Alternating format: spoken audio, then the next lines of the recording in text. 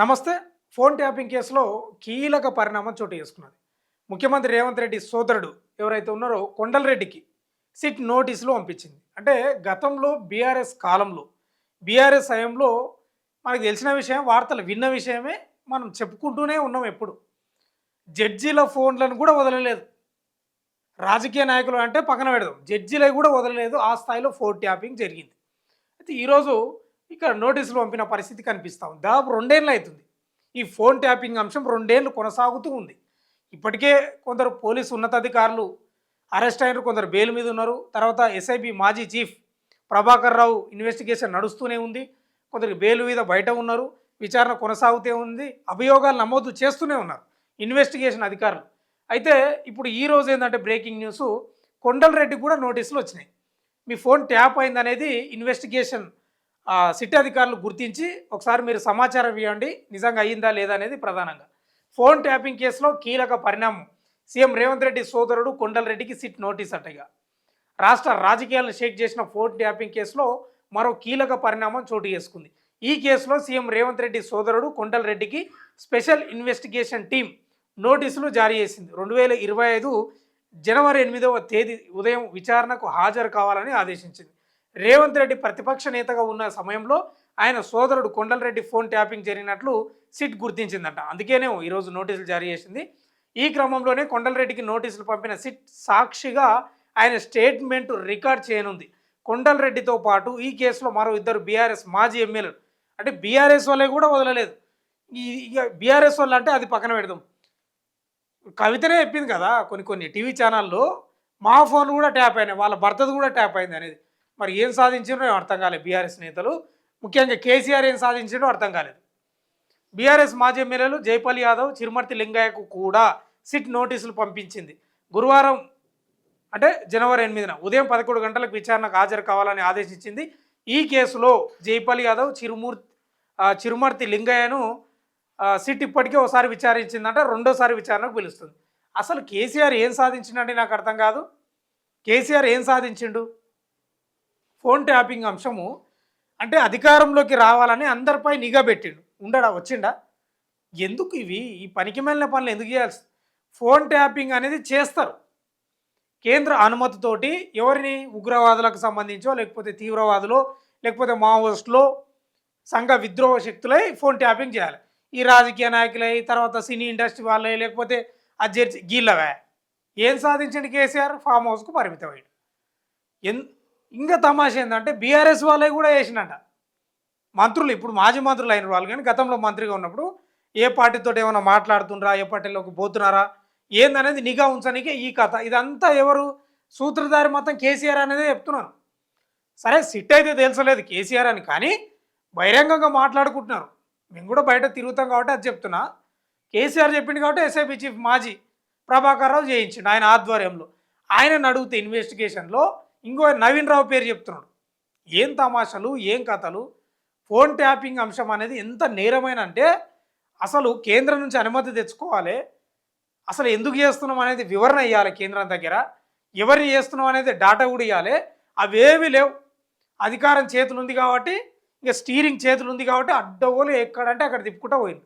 లాస్ట్కి ఏమైంది? కారు బొక్క బోర్లో పడ్డది. ఈ పరిస్థితి. అంటే నేనేమంటున్నానంటే మనము ప్రజల మధ్యన ఉండి ప్రజాపాలన సరిగా చేస్తే, ప్రజల కోసం మనం ఇచ్చిన హామీలు ఏవైతే ఉన్నాయో అవన్నీ సక్రమంగా నెరవేరిస్తే, ప్రజల్లో తిరిగితే, నేల విడిచి సాము చేయకపోతే ఈ ఫోన్ ట్యాపింగ్లు చేసి వాళ్ళ మీద వీళ్ళ మీద నిఘా ఎందుకు పెట్టాల్సిన అవసరం? ఇలా పెట్టి కూడా ఏం సాధించిండ్రు? మీ మెడకు చుట్టుకున్నది, మీ మెడ మీద కత్తి వేలాడతలేదా? అంటే చాలా ఇన్వెస్టిగేషన్ సిట్ కూడా చాలామందిని గుర్తించింది. ఎవరెవరు ఫోన్లు ట్యాప్ అయినాయి అనేది గుర్తించి అందరికీ నోటీసులు పంపుతుంది. ఇప్పటికే బీఆర్ఎస్ నేతలను కూడా కొంతమందిని విచారించింది. ఇప్పుడు జైపాల్ యాదవ్ అంటే ఆయన కల్వకుర్తి మాజీ ఎమ్మెల్యే. తర్వాత చిరుమర్తి లింగయ్య, ఆయన ఇది మా వేముల వీరేశం నియోజకవర్గం, నకిరేకల్ అనుకుంటా. ఆయనకు గతంలోనే వీళ్ళిద్దరిని విచారణ చేసింది. మళ్ళీ ఇప్పుడు నోటీసులు పంపింది. ఇక లేటెస్ట్ ఏంటంటే కొండలరెడ్డి కూడా మీ ఫోన్ ట్యాప్ అయింది, మన దగ్గర సమాచారం ఉంది, ఒకసారి మీ రికార్డు స్టేట్మెంట్ కావాలనేది ప్రధానంగా స్టేట్మెంట్ రికార్డ్ చేయడానికి ఆయనకు నోటీసులు పంపినారంటే జనవరి 8న ఉదయం 10-11 గంటలకు, 11-12 ఆ ప్రాంతంలో మీరు సిట్ విచారణకు హాజరు కావాలనేది ప్రధానమైన వార్త.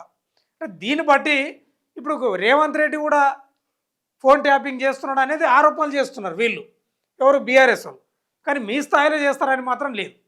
చేయొచ్చు మరి ఆయన కూడా, ఎందుకంటే ఆయనకు కూడా నిఘా వ్యవస్థ, ఎవరెవరు ఏంది ఏం చేస్తున్నారు, ఎందుకంటే వాళ్ళ పార్టీలే కూడా చేయొచ్చు. అట్లనే ఉంటాయి రాజకీయాలు. ఎందుకంటే బీఆర్ఎస్ కోట్లుగా ఉన్నారా, ఇట్లా రకరకాల అంశాలు ఉంటాయి. ఏదేమైనా బీఆర్ఎస్ చేసినంత అయితే కాంగ్రెస్ చేస్తలేదు అనేది బహిరంగంగా వినిపిస్తున్న వాదనలు. ఎక్కడి కథలు ఏం కథ, జడ్జిలే కూడా వేస్తారని నాకు అర్థం కాదు. జడ్జిలయా, వాళ్లకు ఎవరితోటి సంబంధాలు ఉంటాయి? న్యాయబద్ధంగా రాజ్యాంగబద్ధంగా వాళ్ళు తీర్పులు ఇస్తారు. వాళ్ళ ఫోన్లు కూడా ట్యాపులు చేశారంటే ఇంకేం చేయాలి? వీళ్ళకి మొక్కాలి ఇక బీఆర్ఎస్ వాళ్ళకు. ఇది నేనంటున్న ముచ్చట కాదు, ప్రజలు అంటున్నారు బయట. చాలా తప్పిదం, చాలా నేరం, చాలా దారుణం అని. ఇప్పుడు ప్రభాకర్ రావు ఉన్నాడు, ఆయనకి ఎందుకైనా నాకు అర్థం కాదు. ఇంట్లో కూర్చొని ఇంత సేద తీరుకుంటా, ఇంత బుక్కులో పేపర్లో చదువుకుంటా ఉండాల్సిన పరిస్థితిలో కేసీఆర్ పిలిచి ఆయనకు పదవి ఇచ్చిండు ఎస్ఐబి చీఫ్గా. ఇస్తే ఆయన మాటలు నమ్మి ఈయన ఆదేశాలు జారీ చేసిండు పోలీసు ఉన్నతాధికారులకు. ఆయన ఫోన్ ట్యాప్ అంటే ఈయన ఫోన్ ట్యాప్ చేసి ఇలా ఊచలేక పెట్టాల్సి వస్తుంది. మానసికంగా కుంగిపోతున్నారు.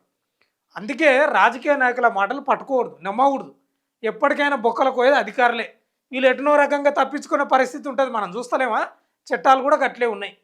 ఇది మంచి గుణపాఠం అధికారులకు. రాజకీయ నాయకులు భరతనాట్యం చేయమంటే భరతనాట్యం చేస్తాం, కూచిపూడి ఆడమంటే కూచిపూడి ఆడతాం, కథకాలు ఆడమంటే కథకాలు ఆడతాం, ఇక ఎట్లా అంటే బ్రేక్ డ్యాన్సులు కూడా చేస్తామంటే ఉన్న కాళ్ళు చేతులు కూడా ఇరుగుతాయి. కాబట్టి ఒళ్ళు జాగ్రత్త పెట్టుకొని చేయాలి. మరి ఈ కాంగ్రెస్ ప్రభుత్వాన్ని కూడా నమ్మేటట్లేదు. ఎట్లుందంటే సిట్టు దర్యాప్తు ఫోన్ ట్యాపింగ్ కేసులో 3 అడుగులు ముందుకు 7 అడుగులు వెనుక పడుతుంది. ఏడ ముందర పడతలేదు అర్థమవుతుంది. 2 నెలలకు అయిపోయా. మరి బీఆర్ఎస్ వాళ్ళని బెదిరియనికనా ఈ సిట్లు వేయించేది, ఈ విచారణలు అనేది ఏందో అర్థమవుతలేదు. కానీ ఇంతవరకు ఒక ముందడుగు వాళ్ళే. ఆ పోలీసు ప్రాణిత్ రావు, భుజంగరావు, ఆయన తిరుపతి అన్న వీళ్ళు అరెస్ట్ అయినరు, మళ్ళీ బెయిల్ మీద బయట తిరుగుతున్నారు. అంతకు మించేం లేదు. మరి రేవంత్ రెడ్డి ఇంకా తమాషా విచిత్రం ఏంటంటే, రేవంత్ రెడ్డి మొన్న సభల సర్పంచ్లది ఆయన పెట్టుకున్నాడు కదా, ఆయన డిస్టిక్ పోయి కొడంగల్లోనో ఏమో మామనార్లా క్షమిస్తున్నాడట. వాళ్ళ పాపన వాళ్ళే పోతారని. నేను గెలిపించింది అందుకేనా? నువ్వు ప్రతిపక్షంలో ఉన్నప్పుడు ఏం మాట్లాడినావు? మొత్తం కక్కిస్తా, ఊచలు లెక్క పెట్టిస్తా, అవినీతిని మొత్తం బయటికి తీస్తా, ఫోన్ ట్యాపింగ్ కేసులో దోషిని తేలుస్తాం, మేము కాళేశ్వరం ప్రాజెక్టులో జరిగిన అవినీతిని కక్కిచ్చి ఊచలు లెక్క పెట్టిస్తాను. ఇవాళ ఏమంటున్నాడు? వాళ్ళ పాపనే వాళ్ళ ఊరిని అంటున్నాడు. ఏంది ఇది? ఇప్పుడు ఎవరు హౌలేగాళ్ళు అయినరు ఇక్కడ? ప్రజలా? ఓట్లేసిన ప్రజలా? కొంచెమని ఉండాలి రేవంత్ రెడ్డికి. ఇది భయంకరమైన ప్రశ్న ఎదురవుతుంది కాంగ్రెస్ నాయకులకు. ముఖ్యమంత్రి రేవంత్ రెడ్డికి ఎందుకు క్షమిస్తున్నావు అంటున్నారు. ఇద్దరు లాలుచి పడ్డరా? అంతే కదా, ఇద్దరు లాలుచి పడ్డరా అంటున్నా. ఏం మాట్లాడుకున్నారు? నీవు ఇదాను నేను అదంట అయిపోతుందని. మీకు కూడా ప్రజాకోర్టులో శిక్ష తప్పదు రేవంత్ రెడ్డి. తమాషాలు చేయొద్దు. ఖచ్చితంగా అవినీతి జరిగితే, దోషులుగా తేలితే చట్ట ప్రకారం చర్యలు తీసుకో. నీకు ఓట్ల కోసం, రాజకీయం కోసం కేసీఆర్ని టచ్ చేస్తే నాకు రాజకీయ భవిష్యత్తు సమాధి అవుతుంది, నాకు ఓట్లు పడవు అని ఆయన పాపాన్ని ఆయన్నే పోతాడు. వదిలేసినా క్షమించినా నేను అనుకుంటే రేపే జైల్లో ఉంటా. ఈ డైలాగులు బంద్ చేయి. చట్టపరంగా చర్యలు తీసుకో. నిన్ను ప్రజలు గెలిపించింది ఎందుకు?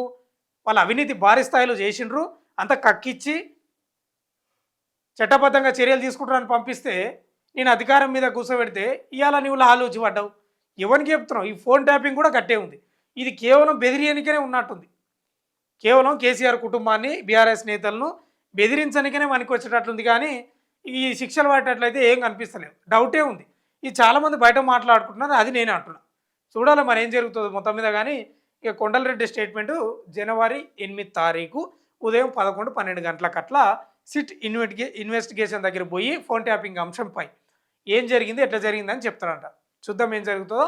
కానీ రాజకీయంగా వాడుకుంటే మాత్రం అది కూడా ప్రజలు గమనిస్తారు. ఇది మాత్రం రేవంత్ రెడ్డి గమనించాలి, లేకపోతే మీకు కూడా శిక్ష తప్పదు.